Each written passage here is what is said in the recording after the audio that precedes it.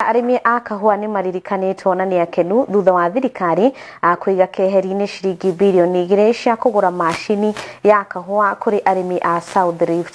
Minister wa Thothati Wycliffe Oparanya augite kigina giki gigukorwo gigitwarwo ruhonge-ini rwa KPCU niguo kuhotithia urimi wa mumera uyu ukorwo kigacira. Tumejaribu kama county government ya Kericho, tumehakikisha over the last 2 years tumedistribute karibu miche milioni 1 across the county ya Kericho. So nikisema milioni 1 watu wakikweli msifikiri ni nyinyi peke yenu, ni the rest of the county. Siku hizi tunapanda kahawa mpaka kule Bureti. Our part and parcel of what we do in the county is to license the nurseries, and I think we have done quite a big job. I think we have about 27 or 30 thereabouts licensed nurseries. Na tunaendelea kufanya namna hiyo, Mheshimiwa Waziri. Na hiyo ni kwa sababu tunataka wakulima wenyewe waweze kunufaika na miche ambazo zimependekezwa na Wizara ya Kilimo pamoja na hii ya cooperatives na coffee research, ili wakulima waweze kupanda miche au varieties ambayo inatoshana na sehemu zao.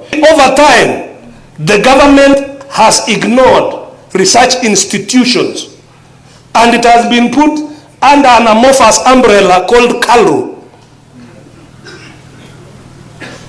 And utatusaidia, mimi tutalete mswada bungeni tuhakikishe kwamba research institution inasimama peke yake, stand alone with their own budget.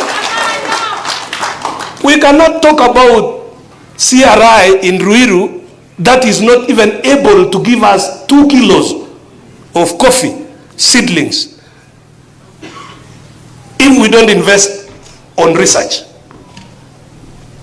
So waziri, tunataka hii shamba hii tujenge Coffee Research and Farmers Training Institute for the Western ecosystem, kwa sababu sasa mmea ya kahawa imetoka kule Mlima Kenya inatembea hapa Rift Valley na Western. Mambo ya pulping machines, Rais amesema ametenga shilingi bilioni 2 kwa KPCU hapa kutafuta machine ya pulping na machine zingine za ku make sure we market quality coffee.